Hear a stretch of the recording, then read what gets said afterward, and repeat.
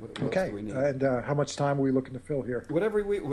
No time. I mean, it's not a radio show. Typically these interviews can go in 90 minutes, but some of them have gone 2 hours, and Okay. some have gone an hour. But Good. you have the time. You okay?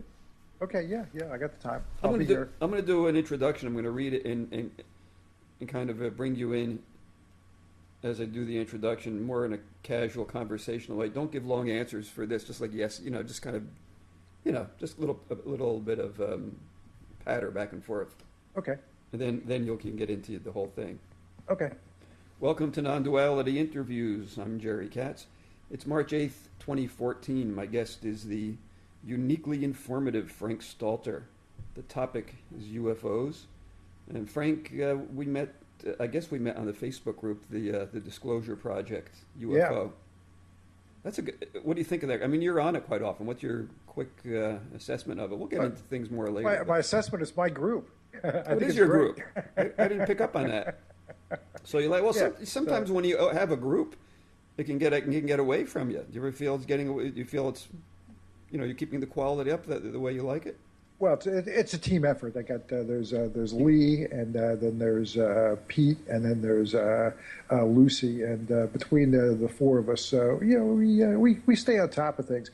But what I can't figure out is why we've had such a big bump in membership. We've had like a 50% increase since the early part of the year. I can't figure out why. It's been around for years. All of a sudden, we've gone from like 8,000, and now we're pushing 12,000. That's another study in itself. I have no idea why. Going on with my introduction, Frank, you're in Philadelphia. Yep. You're originally from Mahwah, New Jersey, right? Yes, sir. You're Bergen County, your old stomping grounds. And I'm from Patterson, Passaic County. So, yeah, well, Patterson's a much tougher town than Mahwah. Everybody knows that. Well, yeah. It's a much tougher town. So watch yourself. I'm a Patterson boy. We're both New Jersey kids, so I like what you write on your Facebook page. You say, "In my curiosity about UFOs, I kept finding out more and more." Yeah. Such a simple statement, but it really speaks to the nature of the phenomenon, doesn't it? Well, I had an eye on it for a long, long time, going back to the early '70s when I was still living in North Jersey, and kind of kept my eye on it, but had some time to fill back in the summer of '09, and decided to get a little bit more interested in it. And I was really surprised. There's a lot of material that just is kind of sitting out there waiting to be discovered. And if you take a closer look at it, I'm proof. You'll be able to find some very interesting things that no one else has found before. No one else has added the 2 + 2 and come up with 4. And I think that speaks to how you're different from other UFO researchers. Do you find that you dig a little further? Well, I follow my nose. I take a closer look at the things that I find interesting, and I think finding in the Truman Library website a documented meeting regarding UFOs on his calendar in the White House, who was there. I think that's kind of interesting. I think that finding out a little bit more about the founding of the commercial titanium industry, which I think might very well be the first instance of reverse engineering an alien craft, is pretty interesting. I think that a lot of people don't realize that the founder of Area 51 was a 2-time UFO witness. This happened before he was commissioned to the startup that base out in Nevada, and he was a believer. Yeah, we're going to get into all those things. That titanium thing I thought was interesting on your blog. I'll give your blog in case people listening want to go to your blog. It's ufopartisan.blogspot.ca. I don't know why I got a CA. I don't know why you did either. If you Google UFO partisan, you'll get there. That's because you're in Canada, I guess. That's why it routes you to the CA. Maybe, but yeah, Google UFO partisan. People can sort of follow along with this, I guess. You have in-depth, very well-written article. So you mentioned some of the topics we're going to cover. We're going to look at the UFOs during the Truman years, Roswell. I mean, all I got to say is Roswell, one word. The reverse engineering of alien technology, Area 51, which you mentioned, and then what I find really holds a lot of credibility, are reports from astronauts on UFOs. Yeah. Well, Edgar Mitchell's appearance back in '09 at the National Press Club was what really got me sort of really invigorated about taking a closer look at the UFOs. That's what did it. That's what put me over. I was aware of it. I was aware that he was a believer, but just the time was right, and I got into it whole hog, and I haven't looked back since. It's a nice hobby for an old guy like me, You're not that old. How old are you? 53. All right, come on, you're a kid. I'm not that young either, So we might even get into some more exotic proposals regarding even the nature of the universe, if we can get into that. Kind of hooks into some of the non-duality stuff that that I'm into. Maybe exoplanet research. There's some new findings coming out on that. Every day. Proposals even for interstellar travel. I mean, at some point we got to get out there. I mean, we're out there, but I mean, with using some of this reversed engineered technology. And that brings up the whole topic of whether the government is creating, whether some UFO reports are actually from our, or actually Earth-based. But that's another topic. Mm-hmm. I'm sure a lot of them are. Absolutely, some of them are. Yeah, let's get into something here. Do you want to talk about? I mean, we just historically we can go back to the early '50s and talk about the Truman years. What happened there? And also on your website, you give an article from Life magazine in 1952. God, you wouldn't see that printed today, I don't think. It sounds like Disclosure. It does, yeah. That's a pretty interesting article there. That was actually the Pentagon actually went out and kind of talked Life magazine into doing that little piece there. And the guy who did it was a fellow named General William Garland. And, he was after the 52 DC UFO incident, he became the head of the Air Technical Intelligence Center, which is in Wright-Patterson Air Force Base out in Ohio. Why would they want Life magazine to present that? I'm not sure. Yeah, because it was a lot of. I don't have it on my screen here. I could find it, but covering their bets, I guess. Maybe just in case, the plausible deniability factor at some point became no longer tenable. I suppose. I can't think of any other reason why they might have. Yeah. At some point in time, they had to think, well, maybe these UFOs, maybe these extraterrestrials might make their presence a little bit more unambiguous, but that really hasn't been the case. It really has stayed the case since then. They, for whatever reason, it's ultimately up to them. It's their decision to remain ambiguous. Why they do that, why they handle it that way, there's no. You can only speculate. Yeah. All right, do you want to talk more detail about the Harry Truman? It's in your blog titled "The 1952 DC UFO Meeting." Really? Yeah. That happened. Was it hard to find the information about that meeting, or what? Well, I wasn't looking for anything in particular. What I was doing was kind of looking around the margins. I don't know if you were a golfer at all, but if you want to find the golf balls that haven't been found already, you don't look in the fairway or on the green. You got to kind of look along the side there, and out in the rough. Out in the areas where the people haven't looked all that carefully. Otherwise, you're not going to find anything original. You know what I mean? All you're going to find is the stuff that's already been found.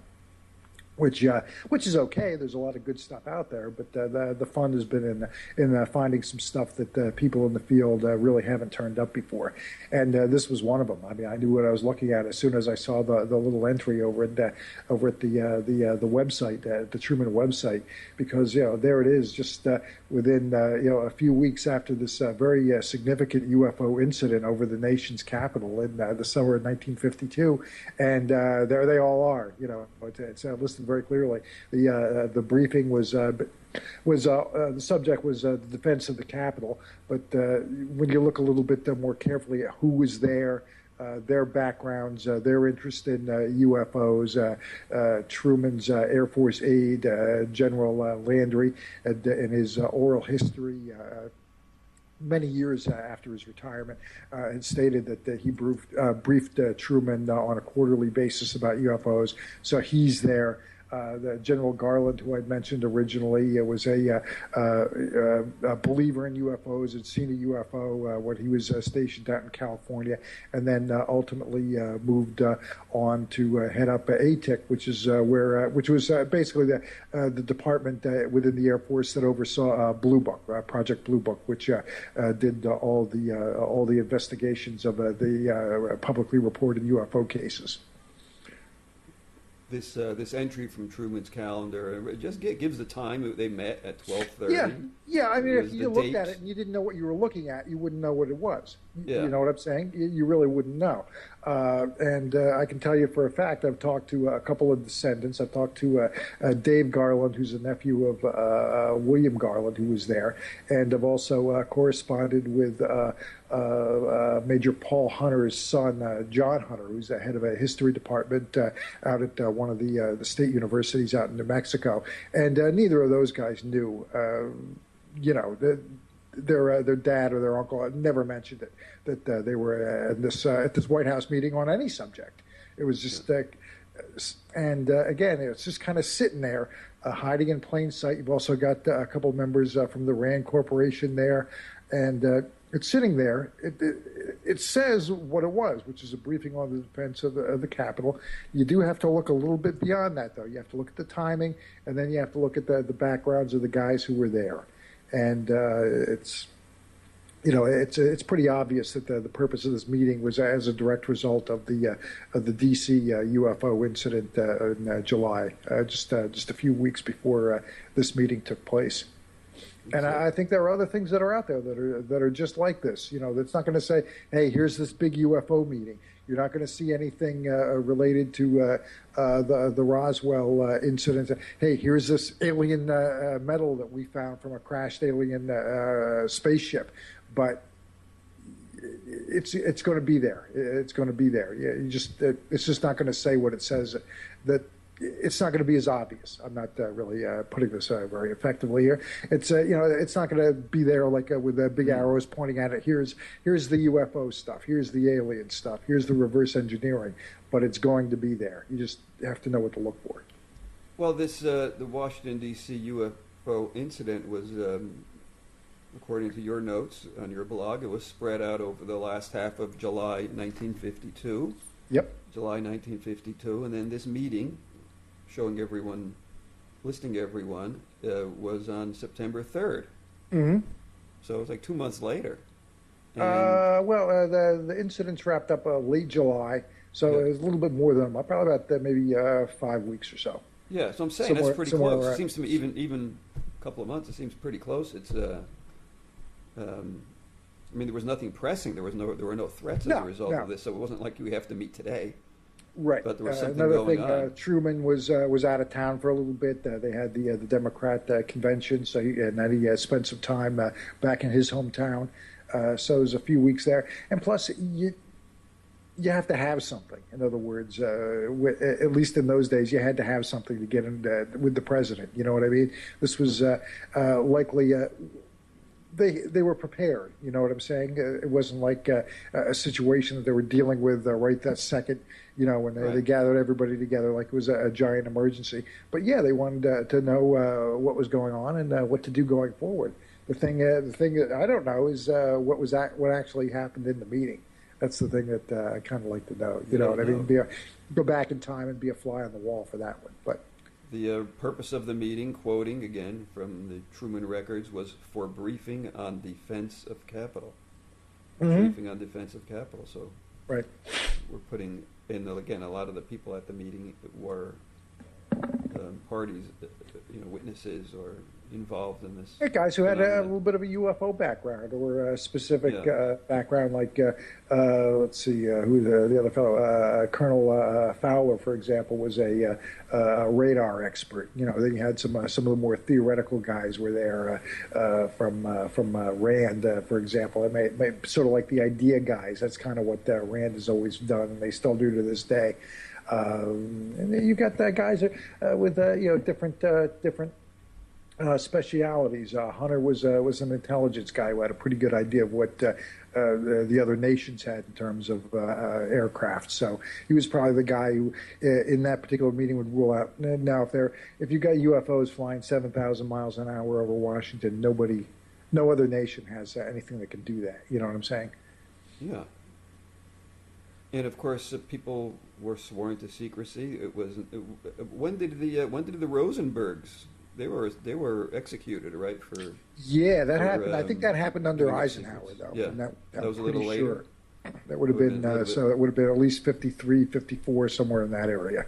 You know, my uncle worked for major aerospace corporations and never, ever, ever could say anything about what he did. And if we asked him, what are you working on? He would say, "Have you ever heard of the Rosenbergs?" So I think that kind of mentality probably held for all the people in this meeting. You did not talk.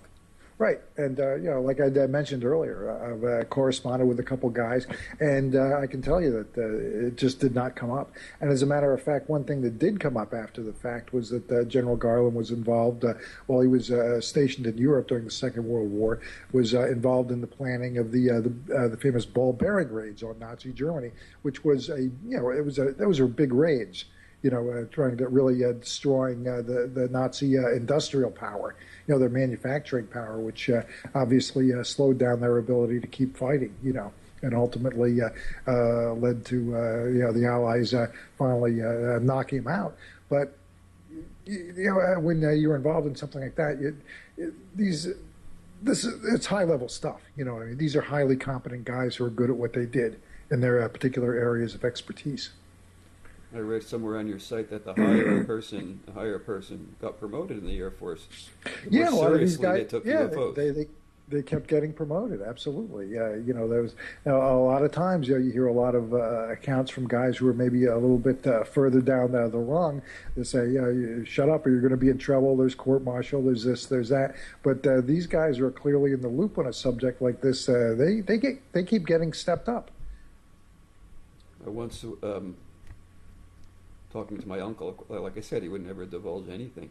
Mm-hmm. But once like I said, sometimes he would say, "Have you ever heard of the Rosenbergs?" Which is kind of a chilling thing to say. Right. And another time he said, "This work is pure science fiction." Once we were having lunch, and I got up the nerve to ask him if he knew about Area 51. He just stopped the lunch and got up. He said, "Let's go." So I don't know. Whatever it is, he kept his secrets. He did his job. Yeah. Yeah. He took them to his grave. Yeah. And whether he knew any of that UFO stuff, I have no idea. But I'm sure he knew a little something. I don't know. Well, he certainly talked to people, and like you said, probably knew a little something. Yeah. I would think so. Never talked about it. And I can tell you from my own experience. I mean, I've got relatives, my old man, and other people in the family. They fought in the Second World War, and I'm sure that there was absolutely nothing that they were, after the fact. By the time I was a kid and was old enough to communicate and all that, you're talking about in the '60s by that point, and they never talked. He never talked about it. The guys never really talked about it. Yeah. They didn't. Whether it was for secrecy or they just didn't want to talk about it because they were done with it. You know what I mean? There could be a little of that too. Yeah. You don't have to lean too hard on people to keep quiet about things that they don't want to really talk about anyway. You know what I mean? But people are talking about it, and you're discovering things. I mean, this is your thing. I like that analogy of looking for the golf balls on in the places where you don't think people would. You don't think where they'd end up. And, Jerry, they're still out there. There's more of them out there to be found. Maybe I'll be lucky. I did have a lot of beginner's luck when I started with this, and that really hasn't stayed steady. But, I found what I found. I tell people, anytime they have the opportunity to take a closer look, kind of follow your nose. Maybe you talk about your passion for non-duality. Maybe that little phone will ring inside your head from some other aspect of your consciousness, if I understand the concept correctly. And I'll say, look over here, and you do, and you'll find something. Yeah. One other place that you're looking is, or you're writing on, is related to Truman, then, is Eisenhower and what happened in his administration. Can you talk about any of that, or are you currently researching? A little bit, not as much. Basically, the Truman website. And I've actually looked at some of the other presidential websites, and the Truman website is really the best that I've been to. That helps a lot. That helped a lot. You know what I mean? Yeah. The Eisenhower website is not as good. But one of the things that I did find, and of course Eisenhower, I think maybe is as famous today as for anything else, is making that the famous speech regarding the military-industrial complex when he left office. Yeah. And one thing that I found in going through the different oral histories in the Truman library is that a lot of the Truman guys who especially one fellow, John Steelman, who was involved in the transition. You know how the presidents have transition teams when one's leaving office and the other's coming in. Well, he sort of headed up that transition on the Truman end of things, and he was very critical of Eisenhower in terms of the way he managed things. In the military, and I don't know if you have any military experience. I know I don't, but this seems to be kind of. Based on what I hear, pretty consistent, is that the generals just kind of they kind of sit back, you know, and they don't really do a whole heck of a lot of work. What they do is like the colonel and the staff, they do the work basically, and then once that work is done, it's presented to the general, and the general either gives it the thumbs up or the thumbs down, and that's basically how it goes, and that's basically how Eisenhower was looking to run the presidency, which. Truman, or any of the guys who worked with Truman, he was a very proactive manager. And this fellow Steelman, who'd held a couple different offices under Truman, thought was a really bad idea because the federal government is just a lot different than the Army, if you get my meaning. And that kind of reaction or a reactive management style was just not going to work very well.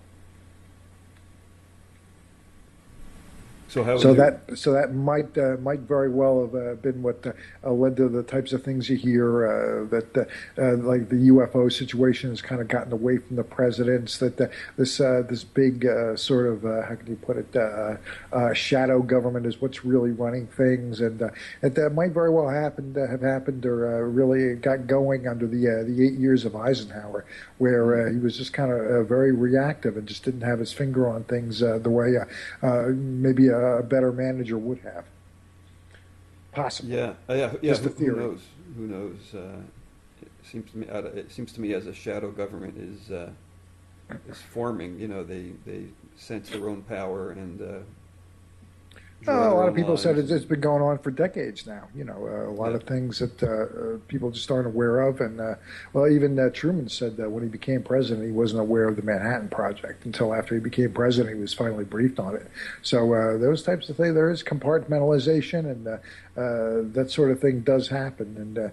And also you've always got the situation where somebody who's in a particular field, or they're always going to kind of push the envelope within their field, if you get my meaning. They're always going to try to push things as far as they can, and that doesn't always lead to good things unless those guys are properly reined in.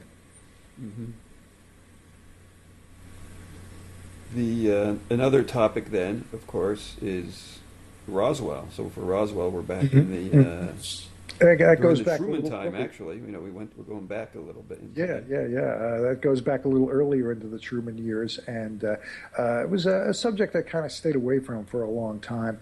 But after a while, I started looking a little bit more closely. A good friend of mine in the field is Tony Bragalia, who does a lot of really top-notch research. Very easy to find online as well. And Tony's work is really focused on the development of nitinol, which is a titanium-based alloy which has these memory properties, and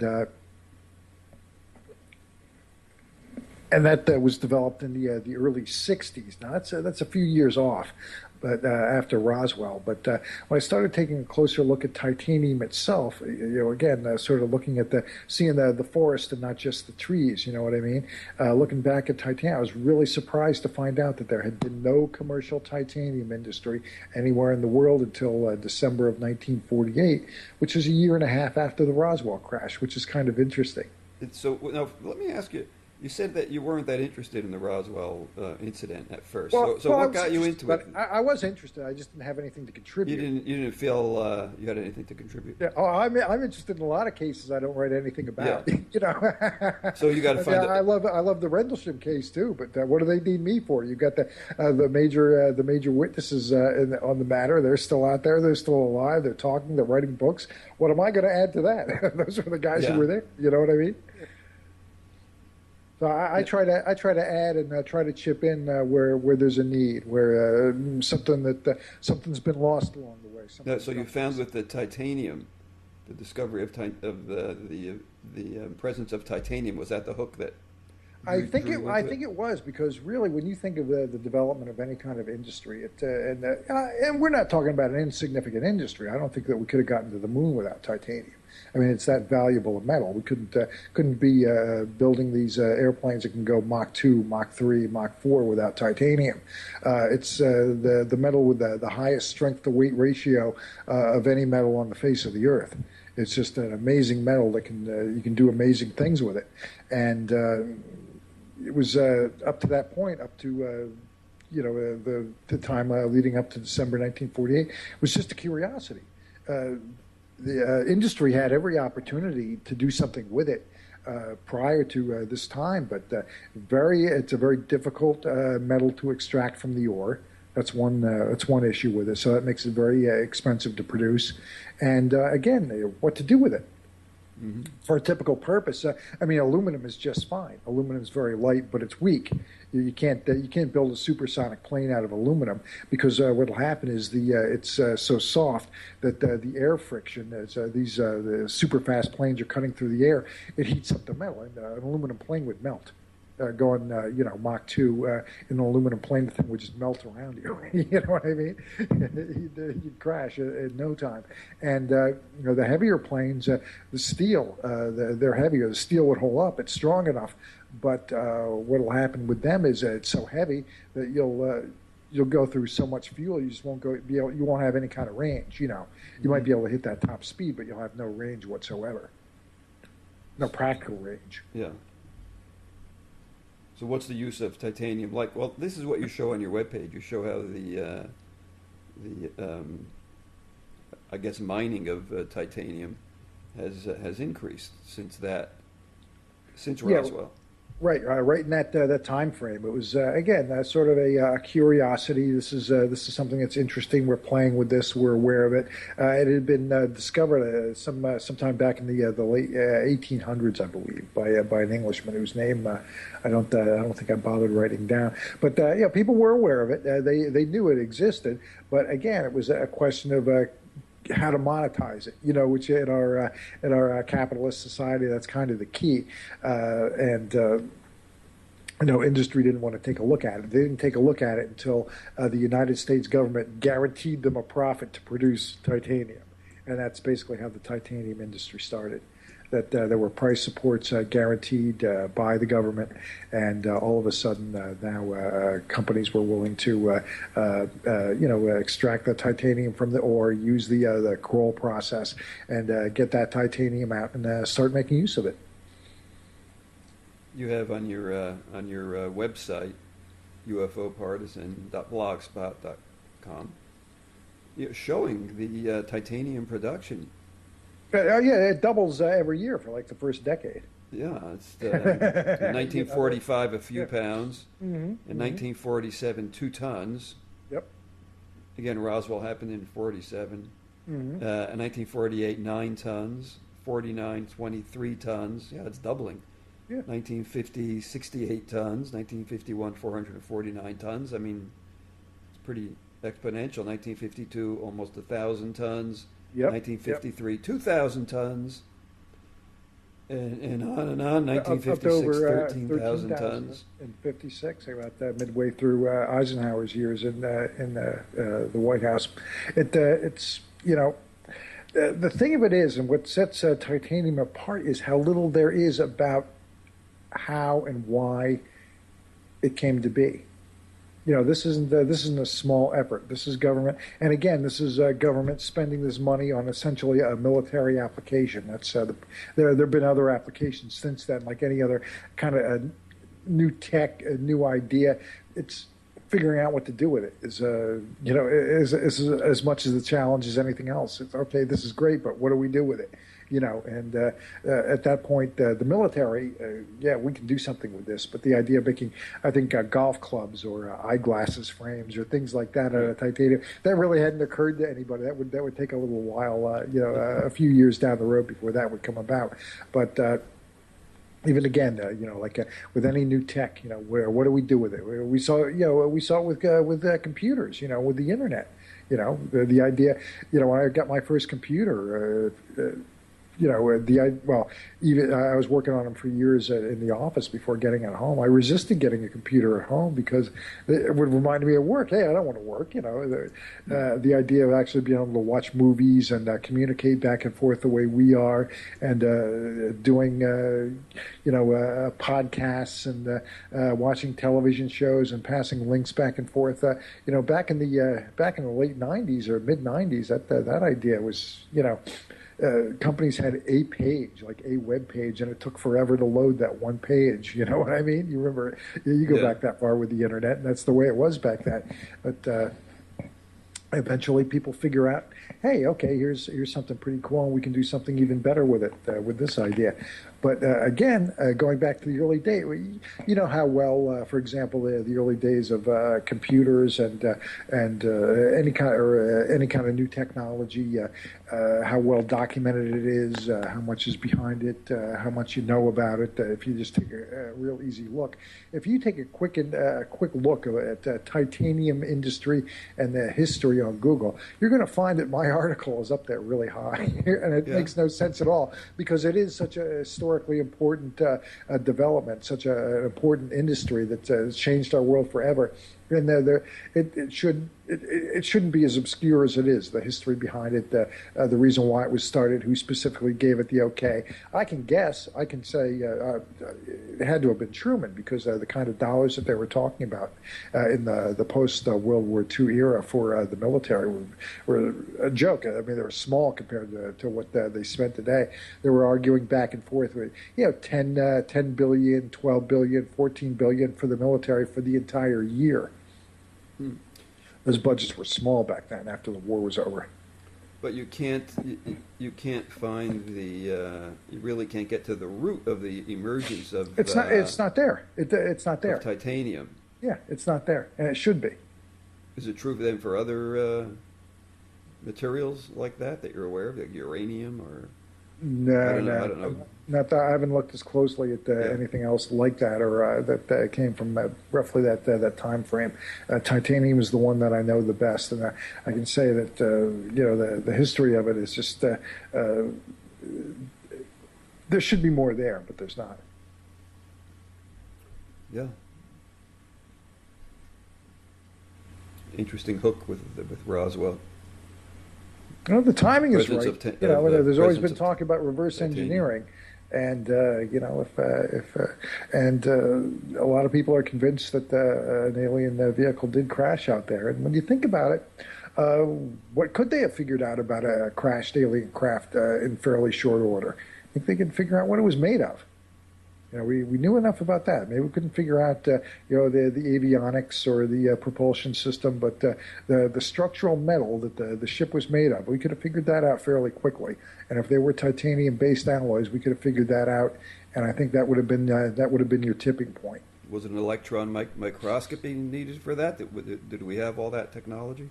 I don't think we did, but I don't think we would have needed that for that back then either. Yeah, maybe not. Electron microscopes. I don't know. I really don't know. I have to look that up real quick. If we had electron microscopes, I don't think we did. Yeah, maybe not. You made an interesting analogy between the cover-up of Roswell and the cover-up of an event in was it World War II or? Yes. Operation Tiger. Fascinating. Shows what can happen. Can you want to talk about that? I'm enough of a history buff that when I saw that article talking about Exercise Tiger, which was a training exercise in preparation for the D-Day invasion. And what happened was these guys with the D-Day landing craft and all that were working off the coast off of England, and some Nazi ships saw them out there and started shooting at them, and ended up, the guys weren't expecting it. They didn't have any defense, and roughly 750 of our guys were killed during that training exercise. And obviously, they had to get that covered up pretty quick with D-Day coming up. They didn't want to tip the Nazis off that we were planning that kind of a big invasion, and it was covered up very, very quickly. Nothing was put in writing. Don't talk about this or you get court-martialed. And as I was reading through this, I've read through the Roswell accounts where you hear people were told, "Oh yeah, don't put anything in writing. Don't tell anybody." You know what I mean? Or else you're in some trouble here. And it's like all of a sudden, it's like, wow, it's like I'm reading the Roswell story, except it applies to a training exercise regarding D-Day, which absolutely did happen. Nobody can, you can't question that. It absolutely happened. Those hundreds of soldiers, servicemen were killed, and there's no doubt about it. It happened, and here's the MO for what they do when they're covering up something like that. And man, as I was reading through some of the accounts from the soldiers who were involved, it sounded an awful lot like what I'd read in these Roswell accounts. Yeah, it can certainly be applied to any UFO witnessing. One person that's quoted is Nathan Resnick. I'll just reading here from your website. Nathan Resnick, who was aboard one of the other landing craft in the attack convoy of this Exercise Tiger, said, "We were told not to say anything. I was married for 40-something years and never told my wife a word." Exactly. That's the power. Yep. And it's that, and like I said before, I mean, I'm not sure that undergoing that terrible of an experience and seeing that many of your fellow servicemen killed in an incident like that, you're not really going to want to talk about that too much anyway, I wouldn't think. But I mean, that's exactly what you hear from a lot of the Roswell witnesses who said that we were threatened. Yeah, don't do this, don't say that, forget about it. It never happened. And you see that kind of work back in those days is really effective. Yeah.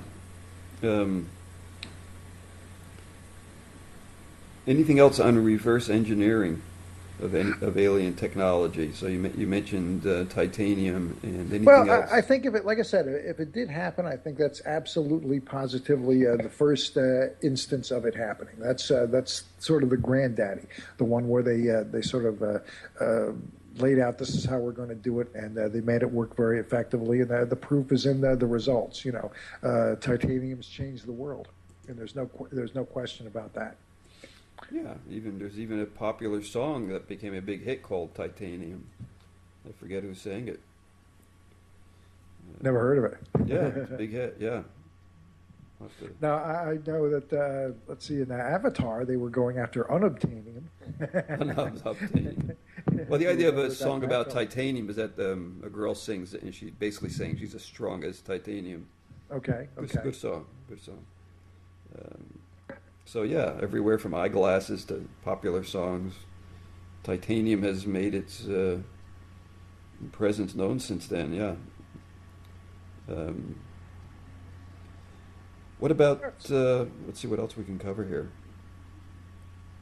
You want to move from New Mexico up to Area 51 there in Nevada? Yeah, we can do that. Sure, absolutely. You've got that's one of the guys who really took advantage of titanium, because he was the guy who was designing those all titanium planes like the SR-71 and some of those others that the U-2, and those are super fast planes that wouldn't have been possible without titanium. That's Kelly Johnson, the founder of Area 51. And he saw UFOs.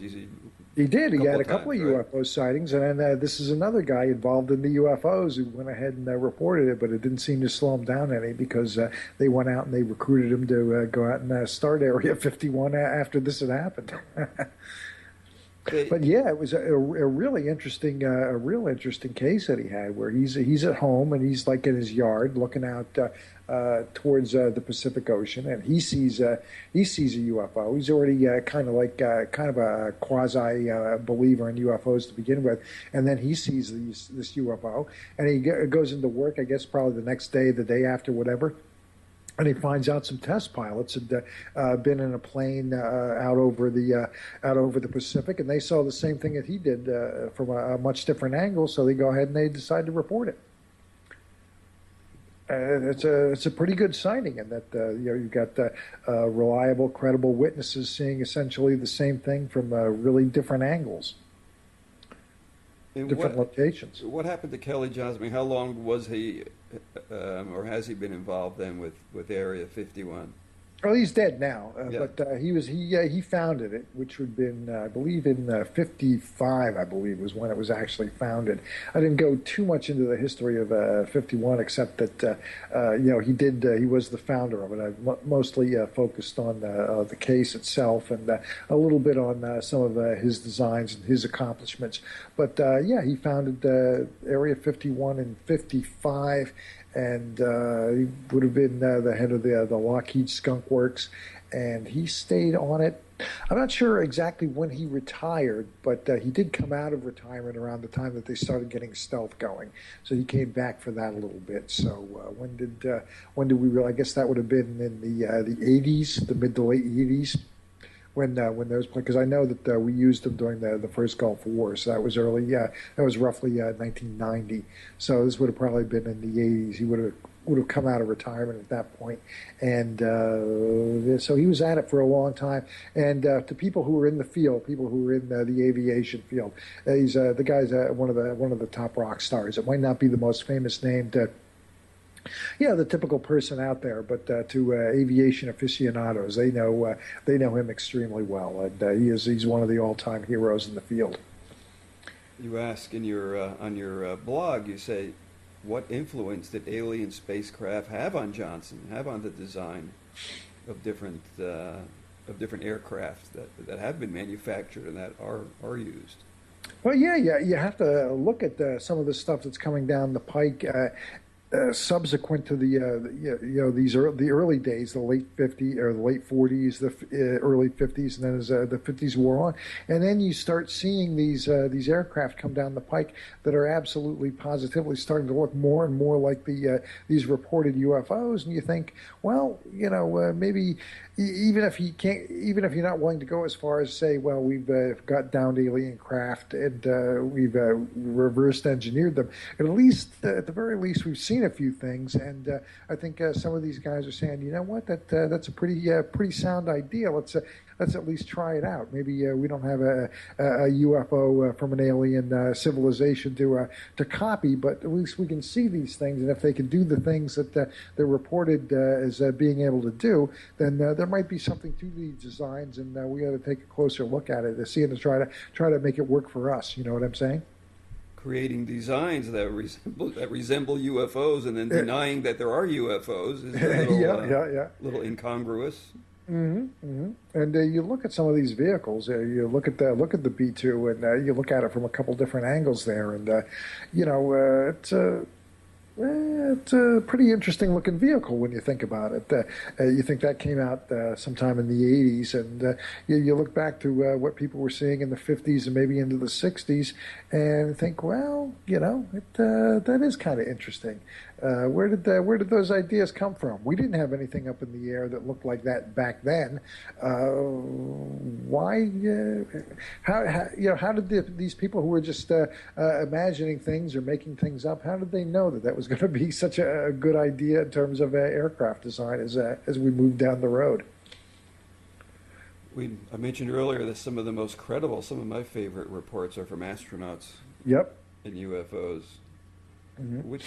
Which do you think are the best reports? Well, obviously, Edgar Mitchell's never personally had an encounter. He just knows people and is talking. He's from Roswell originally, and Yeah. that was that Roswell incident that got him into being an astronaut in the first place. So he's gotten the word, from people, spoken to people privately, locally, and also in the government have told him, yeah, it's this UFO stuff. They are ETs. It is legitimate. But the case that I know the most about is the Deke Slayton case. And he was one of the original Mercury 7 astronauts. Was also in the Apollo Soyuz mission in the 70s. So he was a guy who was around NASA for a long, long time, held a lot of important positions there. And he had a UFO sighting that he did report back in the early 50s, long before anybody ever thought about having astronauts or anything like that. And, he had his report, and, he stayed with it. And obviously, it didn't seem to hold him back any. Although in his autobiography, he did talk a little bit about being a little leery about filing an official report. But he talked it over with his CO, and the CO said, "Go file the report." So he did. What other besides those two astronauts? Let's see. There've been been a few. Let's see. Gordon Cooper didn't have a space-oriented UFO incident, but had one where he was a pilot during the Second World War and had a Foo Fighter incident, which is what they called the UFOs during the Second World War. And also, I guess when he was out at Edwards Air Force Base in the 50s, when he was stationed out there, there was apparently some film taken of a UFO, and he didn't actually see the film, or didn't actually take the film or see the film. But what he was able to do was look at the I guess the developed film, not through a projector, but just to look at it, was able to see that, yeah, they got something there. So there was that incident, a couple that he was involved in. And then he became a very outspoken later in life about the UFO reality. And then there was a famous case involving Skylab 3, where Alan Bean and I'm not sure who the other two astronauts were in that particular case, but they saw and photographed something that they couldn't explain while they were on Skylab 3. There are a couple other incidents.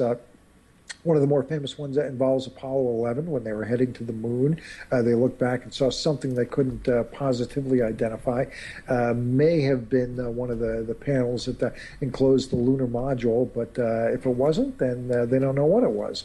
And Buzz Aldrin has talked about that fairly regularly.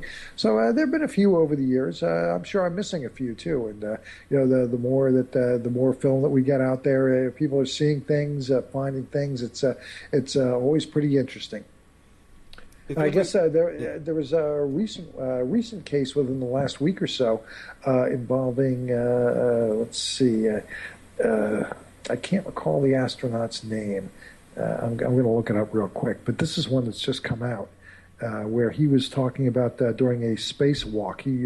He saw something that he couldn't explain during I believe it was an ISS mission.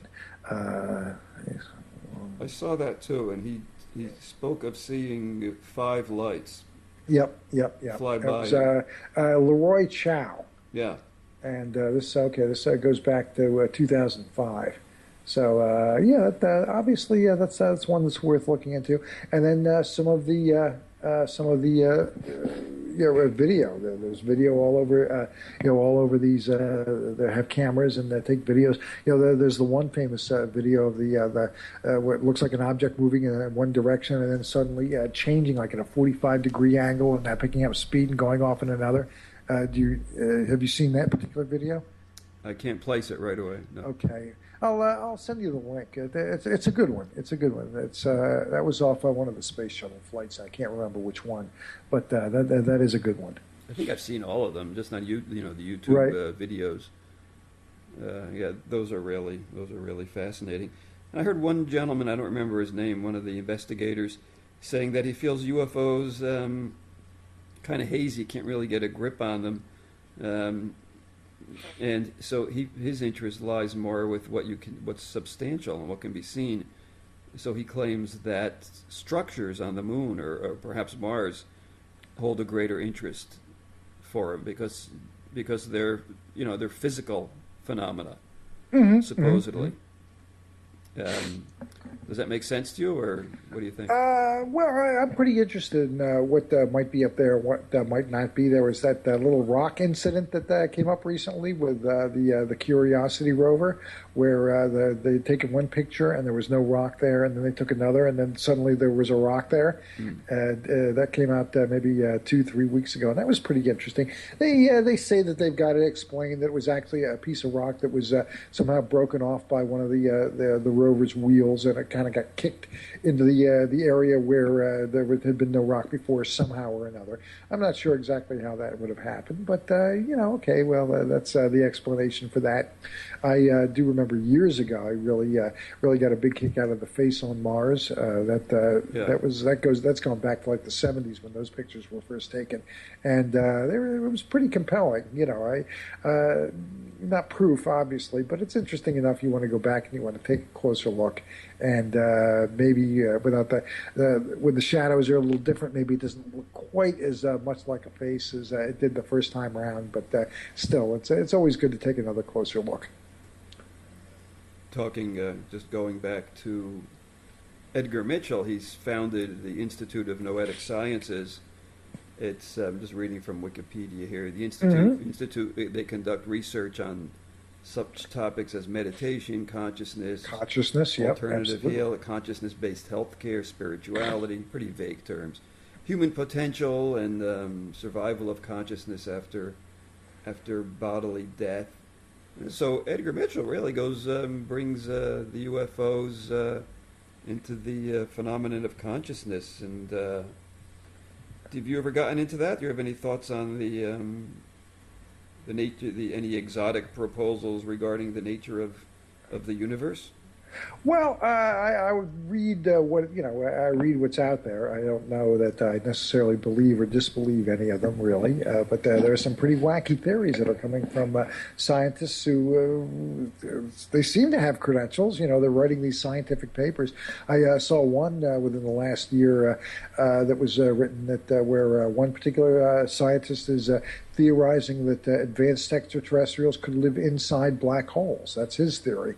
Then more recently, you have Hawking coming out and saying, well, there's no such thing as black holes, after kind of making his name as a guy who was one of the early theorists regarding black holes. So, we've got a pretty good idea of some things, but there's a lot of the rest of it. It's just a lot of speculation at this point. It can't all be right, just because some of it's mutually exclusive. If there are no black holes, then you can't very well have advanced CTs living within them. But and more practically, perhaps seems like there's a lot of research on exoplanet. Knowledge about exoplanets. Yeah, we're finding out more about them every day. I guess they're able to figure out, have at least some idea of what kind of atmospheres these places might have, what the gravity might be relative to what it is on Earth. Are they gas giants? Are they similar to Earth? Are they within the habitable zone? They're finding out more and more every day. And we talked earlier about how commercial titanium production was just kind of mushrooming exponentially. The exoplanet finds are doing the same thing, and there's just so many out there that it's just a numbers game, really. It's just a question of figuring out which ones are the best candidates to really take a really, really close look and really keep an eye on. And who knows, maybe we'll get that signal one of these days. Tied in with that are proposals for interstellar travel. Have you researched any current research on that? Well, one of the more interesting ones that I've read about was a NASA scientist, a fellow named Sonny White, who has come up with the math is way outside of my weight class, but apparently with some sort of a torus-shaped drive attached to the ship, that it would be possible to actually travel interstellar distances pretty close to the speed of light. So according to his mathematics, so that was something that came out pretty recently. Some other folks they seem to be more of the warping space and time, where if space and time are like a fabric, if you just kind of figure out a way with your little spaceship to pull that fabric a little bit closer to you, that somehow that's going to be able to get you to maybe a star 50 light years away and something in a reasonable amount of time. If everything was laid on the table, I mean, if the government came out and just laid it on the table, all governments came out, laid it on the table, everyone who was sworn to secrecy came out and laid it all on the table. I mean, and we hear that there's several species visiting us. We hear all kinds of things. Mm-hmm. The information about titanium, if all this was out there, what do you think it would look like? And it ties in with disclosure too, Yeah, I'd like to see it, but I don't know. There's so much talk about so much of this material being compartmentalized. Who would make the disclosure? Would the president make the disclosure? How much does he know? How much do past presidents know? Some might know a little more than others, and some don't. Would they even understand a lot of it? There might very well be some guys who are in the advanced scientific area. This stuff is just so advanced that would anyone outside of their level be able to understand it? Who knows? I really don't know. And I really don't worry too much about whether the government's going to tell us the whole truth about this, because they never tell us the whole truth about anything. Yeah. So I think we've all got to kind of go out and find our own truth. Your Facebook site's called the Disclosure Project UFO. Yeah, that's been going along. Like I said, it's been picking up some steam lately. We've got some good members, some good contributors, and we've got, let's see, as I look at this right now, 11,676 members. So, that's bumping up pretty quick. And, a lot of good contributors, Good for you. So for you then, does disclosure of UFOs take place in this way with a group like yours and what Stephen Greer does, and all these different kind of movements? Is this what disclosure looks like now? Well, like I said, I think you got to go out and you got to, if the subject grabs you. I mean, if it doesn't, then it doesn't. You've got there are other things going on in the world, and you can obviously, it's this subject is not going to go anywhere if you're not interested in it. Of course, if you're not interested, you probably aren't listening to this or going to a group like that on Facebook or going to a blog like mine. But if you are interested in the subject, I think it's a worthy topic. It's a worthy subject. And you've got to find your own truth as you take a closer look. The closer I look into it, it raises more questions than I've gotten answers. But the main answer is, I think that there's something to it, and I'm still looking. Right now, we mentioned earlier that you're looking at the Eisenhower years. Any other projects you're looking at? Well, really, most of my time now is spent with the group. I like the team that we got, staff and that. I don't update my blog quite as much as I did. For a stretch there, I was doing a little bit more updating the news feed. But basically, the Facebook interface is pretty quick and it's pretty simple. I don't have to do any kind of like coding or layout or anything like that. Yeah. That's basically it. This is just a very relaxing hobby for me for the most part.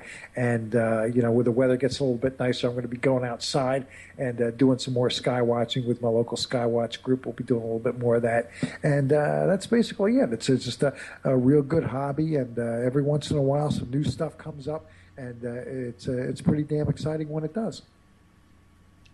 So if a person's interested in, a lot of people are interested in, anyone listening to this is interested, but maybe some people are kind of starting on their journey, or perhaps they're starting on their journey in a serious way. They want to get, they've retired and they want to be serious about it. What's a good way to I guess you sort of have to find your niche, don't you? Yeah, yeah, it's a huge field. So start simple. That's what I did. I really tried to focus on the Truman administration. That's really where I wanted to start. Those were the big stories were there. That's where it all began. Obviously, the Truman site is a huge resource. It's a great resource for doing a little background research, getting an idea how things operated. I really became a real Truman buff too, and read outside biographies, the types of books that where they never even talk about the UFO stuff, but still gave enough of an insight that it helped me a little bit in terms of getting some idea, to paraphrase Truman, some idea of what happened with UFOs and during his presidency. This Life magazine article, which we referred to earlier. Like I said, it sounds almost like Disclosure. It's Marilyn Monroe's on the cover. Mm-hmm. So I'm not going to bring in the whole Kennedy thing with that. But, we can go all over the place. But I don't know, when that article was published, I'm not even sure she had met Kennedy. April 7th, 1952. Probably not. I don't even know. I don't even know if Kennedy was a senator at that point. Not even sure. It might have been just about, maybe.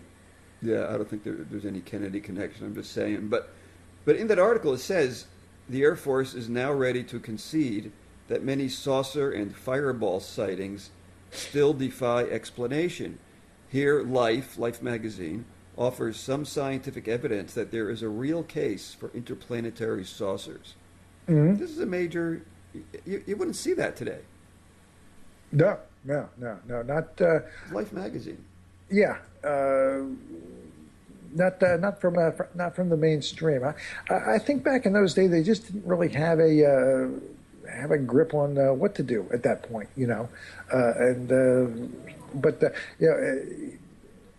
let's say it was Garland. It was General William Garland who did approach Life, and they did go after them and say, you really ought to take a closer look at this. You really ought to do this article. And it was really at the military's behest that this was printed. Now, what the purpose of it was, what they were attempting to do, or just sort of a CYA type of situation, if you get my meaning, where I think, well, maybe this UFO thing is really going to blow up at some point. We can't very well entirely deny it.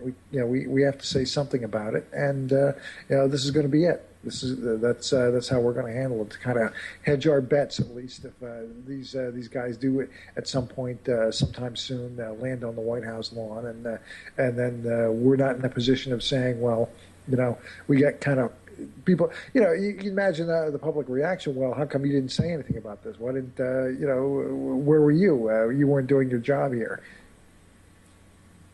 So there might have been a little bit of that, but again, that's kind of like speculation, though. And one of the last sentences in that article goes, before these awesome questions, science and mankind can yet only halt in wonder.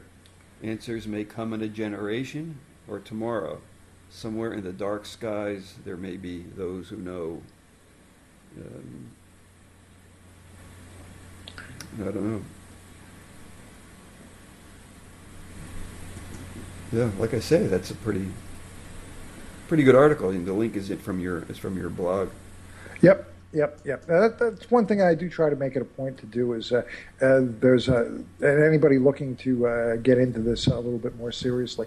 There's really a wealth of really detailed original material, original UFO reports. Full articles like this, rather than going through somebody else's quoting of it. You can go back and you can read the entire article. You can read the entire original reports a lot of these people, these witnesses have made, and I think that's what you really want to do. If you're really going to get into it, go all out. Don't go halfway. Go all out, and really. Look at the full details, and don't go through anybody else's sort of editing or shortcutting of quotes or twisting information one way or another. The stories, the full story is the most interesting story. Yeah, it adds a lot of credibility to your work. You can just click on the link and go to again this Life magazine article, or you can go to the records of the Truman Library.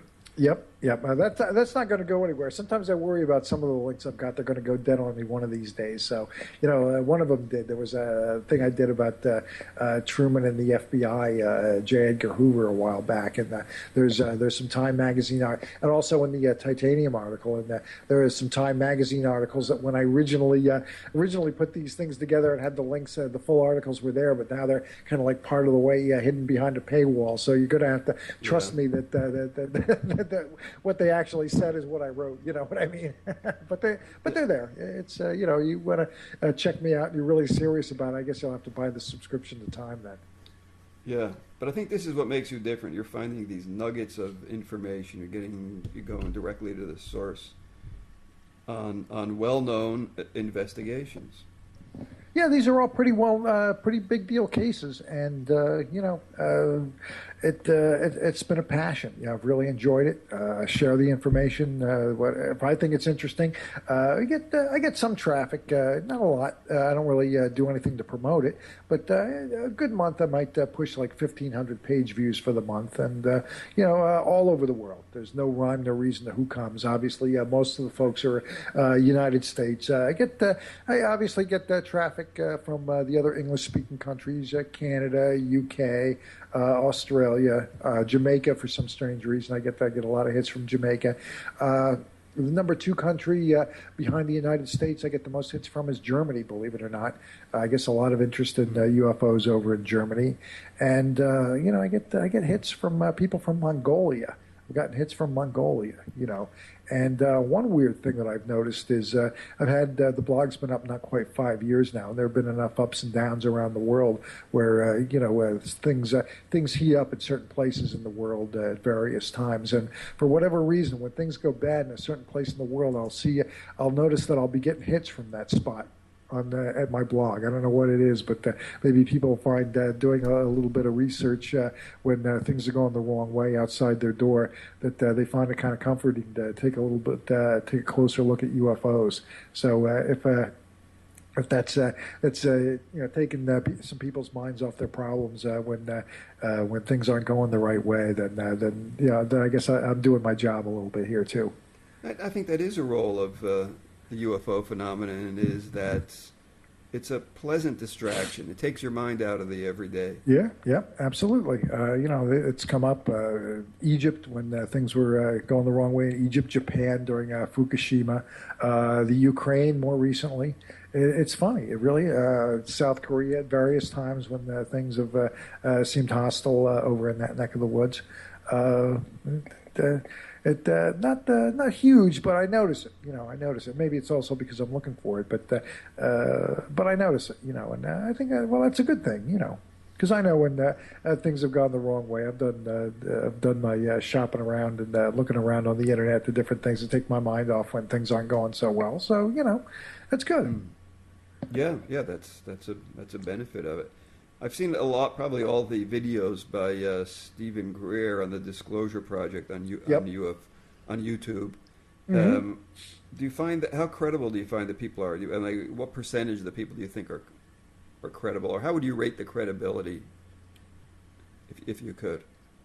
Well, just researchers in general. I pretty much stayed away from it. Really, like I said. I wanted to get into this to look for original material, to find things that other people haven't found. So I tend not to, think. I don't have any, I've got one real favorite, and that's Anthony Bragalia. You can, he's easy to find. Just Google his name, last name, Bragalia. Bragalia. Yes, that's it. Bragalia. First name Anthony. Google him. You'll find his stuff. To me, he's the top guy out there. And very early on, I did correspond with a few researchers who are out there. Dropped them lines. Said, "Hey, I dig your work. You're all right. Keep it going," and started corresponding back and forth with Tony, and it's turned up to some good things. I know I've turned him on to some stuff that he's followed up on and done all right with, and vice versa. I've wrote his coattails a little bit too. So Tony, Anthony Bragalia. Yeah, just Google that name, and you're going to find his stuff. Really good stuff. And yeah, if you look more recently at some of the stuff he's turned up more recently, they might have something pretty good related to Roswell coming down the pike pretty soon. Just maybe. Why do you like Anthony Bragalia? Do you find that your research methods and philosophy are pretty similar? Well, when I first started looking at other researchers, I read all their stuff and I read Tony's stuff, and it was just a cut above. This guy's got the right idea about how to generate new material to look where other people haven't looked before. And that's what I wanted to do, and that was what he was already doing. And reading his stuff and then corresponding with him a little bit, and going back and forth with some of the people who were criticizing his work, it's also given me some ideas, and been able to follow up on some things and turn up some original material myself. And like I said, I know that we've gone back and forth, and I know that I've sent some material his way that he's turned into some good articles as well. So nobody's an island. It's always good to have some people you can bounce ideas back and forth with, and kick things around with, because you just never know. And I include some of my skeptic friends in that too. I like the skeptics out there who are critical and are debunking and taking shots at your stuff, because what that does is it makes you tighten your material up. You got to tighten your article, your material up, your research up, what you've got to say. Make it as good as you can, and you're not going to get that. It's not going to be as good as it can be if you're not getting at least some criticism, even if it's unfair. And you can say that too. Somebody takes a shot at your work. You can take a shot back. One thing I find interesting is that a lot of the debunkers, they'll read a report. And they'll try to figure out what happened. They'll say, well, no, that was Venus, and there was a lighthouse and a car lights.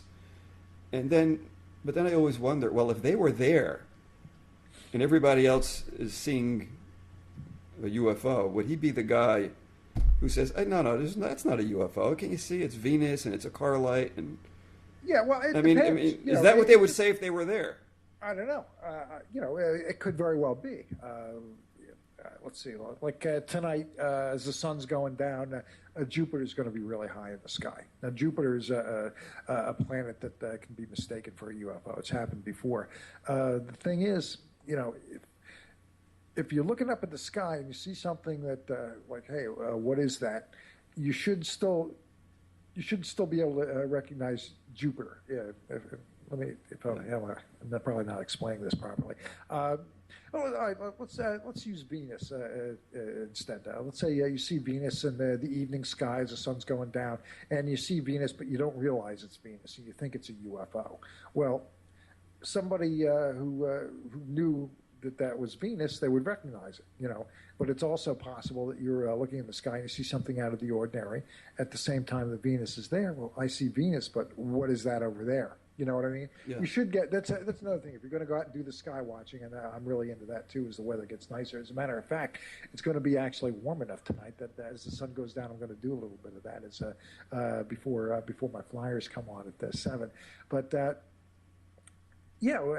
get familiar with that night sky. Get familiar with your directions and all that. So if by chance you do ever see something really spectacular, you can say, hey. I was looking at the sky, and it was at this particular point in time. I was looking to the south or whatever, and I saw this there. No, it wasn't Venus, because I could see Venus at the same time. Yes, Venus was in the sky, but no, this wasn't Venus, because I could see Venus separately from this particular object. That type of thing. Get familiar with it and get into it. Yeah. Get into astronomy and get familiar with all that, because it's a blast. Sometime down the road, see what other new new discoveries you have. We can talk again. There you go. I mean, if you keep your eyes on, we're friends over at the FB, and you've also got you're a member over at the group there, and anybody who's on Facebook, by all means, look us up. Disclosure Project UFO. Maybe you'll be the lucky 12,000th member, which is going to be coming up pretty soon. That's within amazing. The next few weeks. That's great. We're closing in on 1,000. Which I think is great, but you're doing awesome.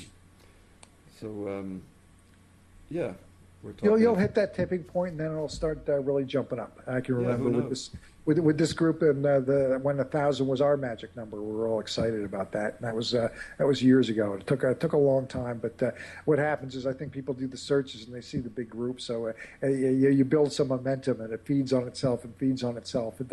But as far as the bigger groups that are over on Facebook, we put a little bit more effort into it than most of them do, and I think we're a little bit better than the bigger groups that are over there. Yeah, I'm there every day at your Facebook group, the Disclosure Project UFO.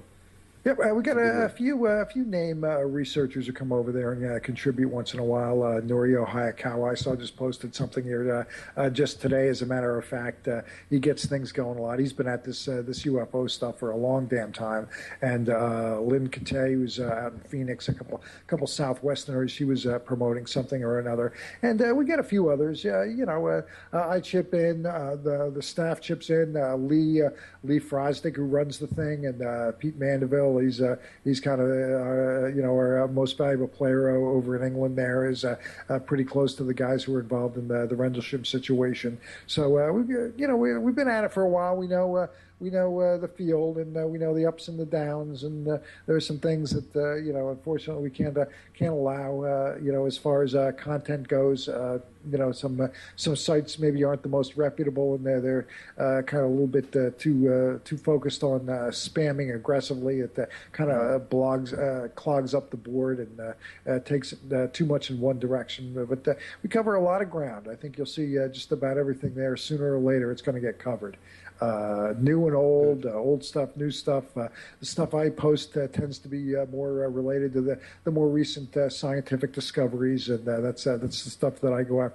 The exoplanet hunting that we discussed a little bit, some of the wilder theories about the universe and the potential for interstellar travel. That's the stuff that I'm keeping my eyes open on for the most part these days, and that's the stuff that I post there. But believe me, old cases, new cases, people have pictures. People have some video. Hey, I got this. What do you think it is? I don't know. I can't tell. But it's interesting to look at. Sometimes you can figure out what it is. A lot of times you can't. So we get a lot of that stuff too. A real nice variety. Yeah. People should access your Facebook site. I've posted a couple of my interviews, more concerned with non-duality, but also bearing on UFOs. And you've allowed me to post them. Yeah, absolutely. If it's on topic, it stays. It shouldn't be too tough to figure out a way of bridging non-duality in UFOs. Yeah, and as long as and I want to do something, I'm going to start doing some interviews on Kundalini, and there's a hookup there with UFOs too. Sure, absolutely. In non-duality, so I look to get into that. So that's more we all have our. This is interesting. We all have our niche, right? Yep, absolutely. And I think you want to get started. It's a good idea to have a kind of a real specific area expertise, and then kind of branch from there. Know something pretty well, and then from there you just build off that foundation. Yeah. And follow your nose. Good point. It's a good way to end this. And hope you get lucky. And you will. Thank you. Yeah. You will. If you're going in the right direction. Any person who's interested in pursuing this kind of thing, it's the right direction for them. And if they stay on it, they'll get lucky. They'll have one of those. That's encouraging. Yeah, that's interesting. It will happen. It absolutely will happen. Yeah. Been talking to Frank Stalter. Thank you, Frank. This was great. Yeah. Hey, glad to do it, Jerry. Like I say, you keep your eyes open. You never know. You can't time these kind of things. When something big is going to happen, something's going to turn. But when it does, you're going to know about it because you're on the internet, baby. Right. Jerry, I sure do appreciate it. Thanks for having me again. And maybe you should hit up Peter Mandeville or Lee Frosdick for guests in the near future. I'd love to hear those guys get interviewed. They're my cohorts over at that Disclosure Project there. Yeah. I don't know where I'm going next on the UFO thing. But I have a couple of different projects, a couple of different themes I'm working on with my interviews, and one is starting non-duality groups. It has nothing to do with you and with UFOs, and the other is the UFOs, and then kind of moving into this Kundalini a little bit. Mm-hmm. And, well, with the happens. non-duality, if you get into it, there are enough people thinking about it. Enough other people that are on it that are thinking about it, and you want to make something happen with it, it'll happen. Yeah, thank you. Appreciate that. Thank you, Frank. Frank Stalter. Hey, thank you, Jerry. Have a good one. You're welcome. Bye.